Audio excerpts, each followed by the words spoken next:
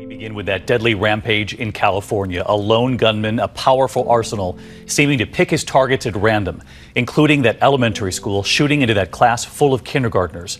In all, 7 crime scenes, 4 people killed, at least 10 people injured, including 2 children. And ABC senior national correspondent Matt Gutman leading us off from Red Bluff, California tonight. The gunman had already killed 4 people by the time he started firing into the Rancho Tehama Elementary School right during morning drop-off. And all of a sudden, when the teachers came running out around the building, told us to all run inside, there was a shooter coming. Witness Coy Ferreira says he took cover in his child's kindergarten classroom as gunfire poured into the school for 25 minutes, shattering windows, wounding 1 child, and terrifying the rest. And when they saw their friend shot up on the ground, they just all started bawling. They all started crying because they knew that their friend was shot. Police say the shooter fired in multiple locations for 45 minutes, terrorizing residents in this rural area about 130 miles northwest of Sacramento.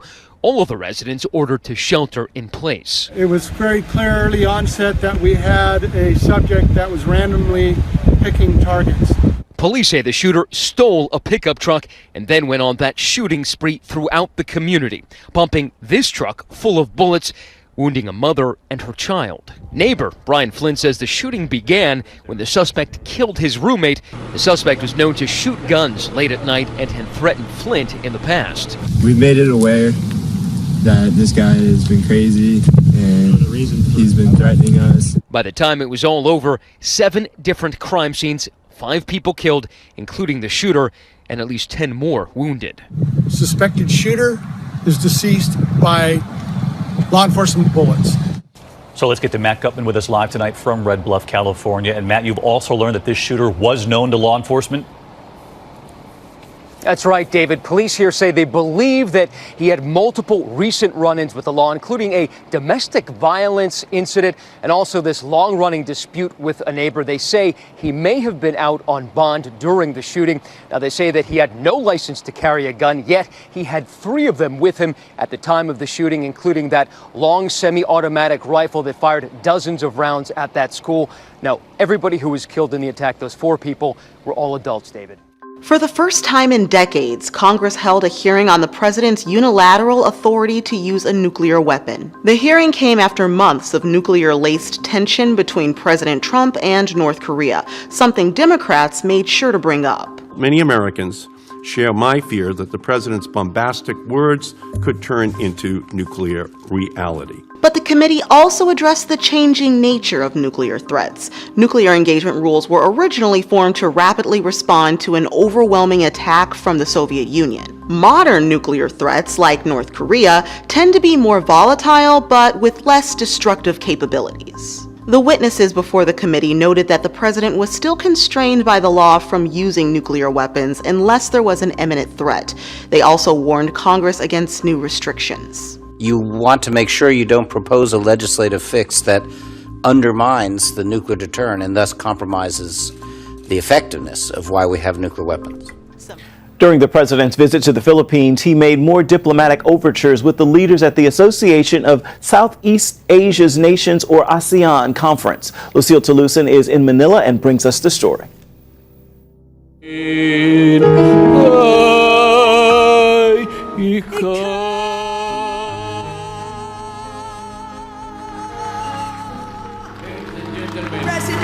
I sang uninvited a duet with Miss Pilita Corrales upon the orders of the Commander-in-Chief of the United States. This joke made by Philippine President Duterte with President Trump at the gala dinner of the ASEAN Summit showed a warm rapport between the 2 heads of state. And you were fantastic, also very much from the Philippines. A far cry from how Duterte related with the past U.S. administration. We've had a great relationship. This has been very successful. Trump made the remark in a bilateral meeting with the Philippine president, affirming the close ties between the U.S. and the Philippines. They did not talk about alleged human rights violations in Duterte's war on drugs. They did discuss South China Sea, where the Philippines has become a central player in resisting China's increasingly assertive territorial claims. They also talked about combating terrorism in the region. Trump also met with Indian Prime Minister Modi. Modi suggested the U.S.-India relationship is deepening. Trump has embraced the world's largest democracy as a natural ally in efforts to counter China's growing influence in the Indochina region. Contrary to fears that President Trump's America First vision may result in the U.S. disengagement from the Asia-Pacific region, President Trump's participation in the APEC and ASEAN summits has definitely strengthened cooperation with visited countries and will advance America's involvement in Asia. Asia-Pacific leaders agreed to address unfair trade practices and urgently called for the removal of what President Trump referred to as market-distorting subsidies. The change in the trade language shows the influence of Trump's America First policy. Trump also volunteered to be mediator for countries in the territorial dispute in the South China Sea. Obviously, this is a major departure from U.S. foreign policy previously, which said we were neutral and that we did not have a stake or a claim in the South China Sea other than continuing freedom of navigation for all international players. This is a critical sea lanes for trade, and it really is important. And President Trump's weighing in to the actual disputes between China and the other claimants is an interesting development, and we'll watch that space carefully. Other matters of grave concern discussed by world leaders here are the denuclearization of the Korean Peninsula and ending the violence that is causing the mass migration of Rohingya refugees. Myanmar State Councilor Aung San Suu Kyi said that the credibility of ASEAN is on the line if it does not solve the Rohingya problem. With President Trump at the ASEAN conference, Lucille Talusan, CBN News, Manila. In the haze of dust and debris, rescuers tried to make sense of what happened. Airstrikes leveled almost an entire block of homes. A young boy is saved from the remains of his apartment. This rescuer says there were 3 airstrikes by Russian warplanes on the crowded market of Atarab city. White helmet rescuers tried to help. A majority of the casualties were children, as is the case in many attacks. The warplanes hit all our homes. Our children died, our houses destroyed. We lost everything. So many are dead and injured. There's so much damage in the area. Come and see. I've lost many relatives. Rescue workers and activists say dozens were killed and more than 100 injured. They continued late into the night to try and hear voices and dig out people who were buried alive. The countryside of Aleppo province is not part of the de-escalation zones agreed by Turkey and Russia. The airstrikes happened almost simultaneously as Presidents Erdogan and Putin met, and as they told reporters of their satisfaction with the way things are going in Syria. The level of violence has definitely been reduced. Favorable conditions are being created to push forward the Syrian talks under the UN. But that dialogue may seem strange to Syrians continuing to pull bodies from the rubble after airstrikes. People from Atarab say there were no fighters, no weapons or even checkposts in the market that was destroyed by warplanes. All this as human rights advocates are reminding all warring sides that targeting civilians amounts to crimes against humanity. Osama bin Javed, Al Jazeera, Gaziantep. Well, following his surprise resignation, Lebanon's former prime minister says he's ready to return to his country and change his decision if Hezbollah agrees to stay out of regional conflicts. As our Chris Mitchell reports now, Israeli Prime Minister Benjamin Netanyahu warns that resignation is another sign Iran wants to dominate the Middle East. When Israelis and Arabs, and it's all the Arabs and the Israelis, agree on one thing, people should pay attention. We should stop this Iranian takeover. Netanyahu spoke to the BBC after Hariri resigned, saying he feared a possible assassination attempt.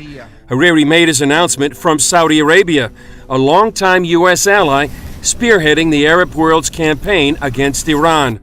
He also accused Iran's powerful Lebanese proxy, Hezbollah, of taking over his country. We have to admit, Lebanon is not a state. It's a unique creature which is run by Hezbollah, and Hezbollah is run by Iran. So at the end of the day, it's an Iranian tool in the Middle East. Israeli Minister of Education Naftali Bennett told CBN News, when you look deep into the Middle East conflict, you see Iran pulling the strings.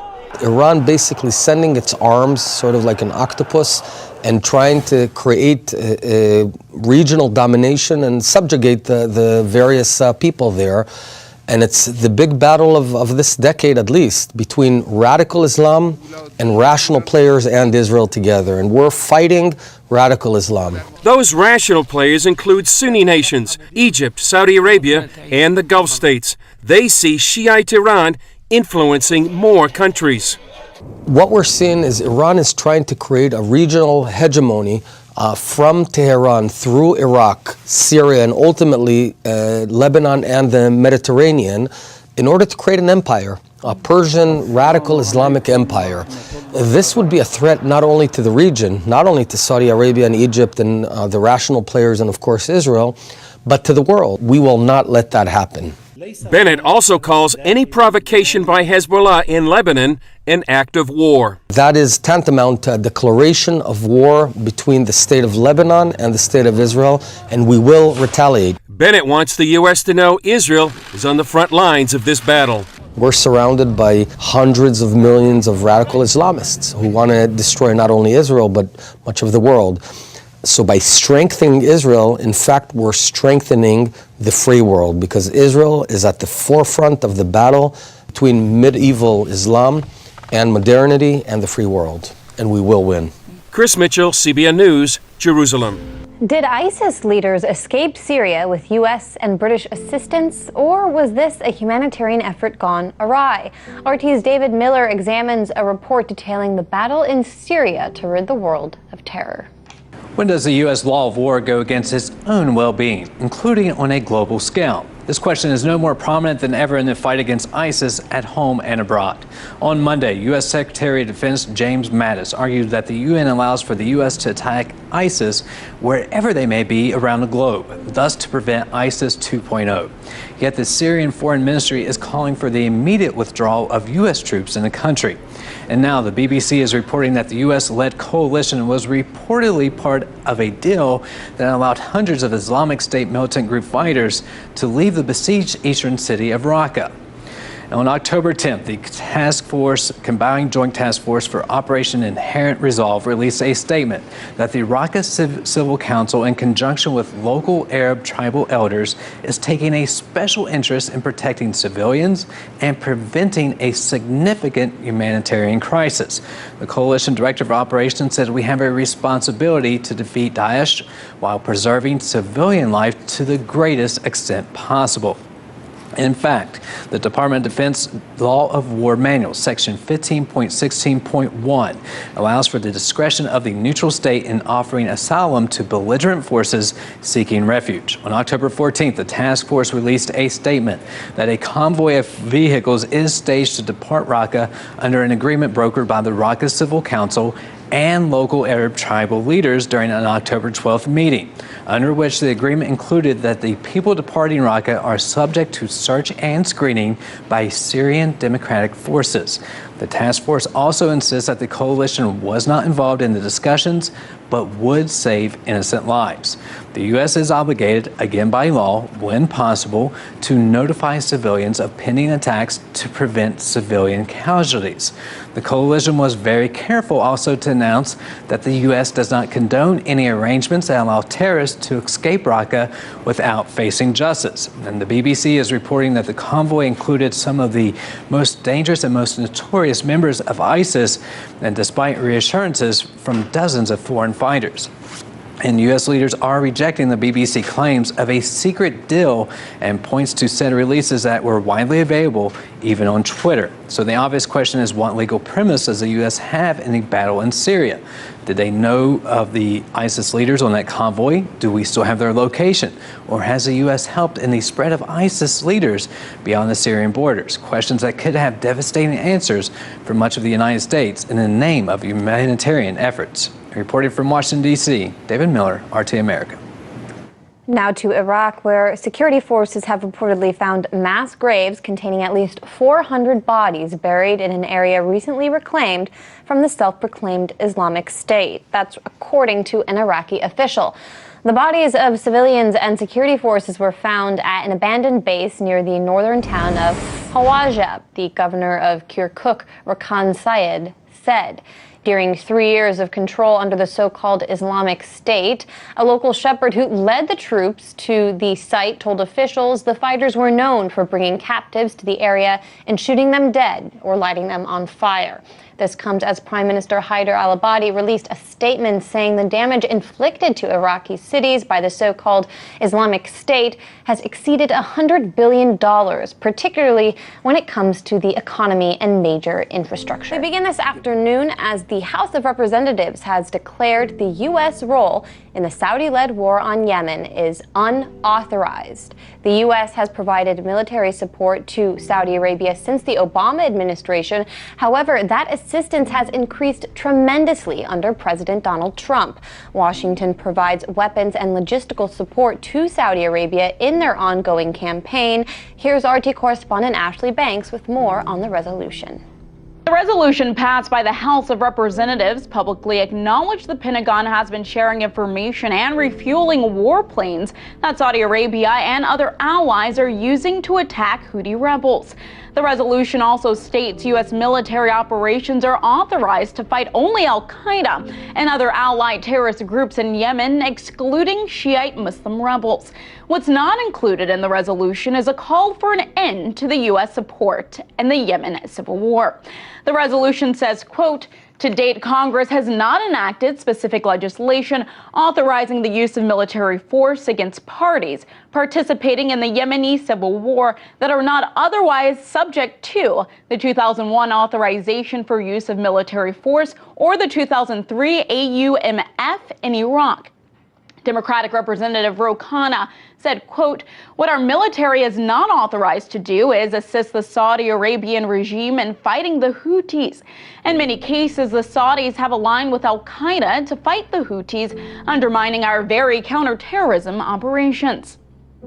Khanna has been calling on Congress to exercise more oversight over U.S. military operations overseas, specifically in Yemen. However, that has been met with opposition by Republicans. As a result of Yemen's civil war, the United Nations estimates at least 10,000 civilians have been killed since 2015. On top of that, 500,000 people have contracted cholera due to a lack of services. Of those who contracted the illness, 2,000 have died. Although people like Khanna did not see a stop to the U.S.'s role in the Yemen civil war during this past resolution, the House vote is seen as a victory for some and shows signs of growing frustration within both parties, which could ultimately bring about change. In Washington, Ashley Banks, RT.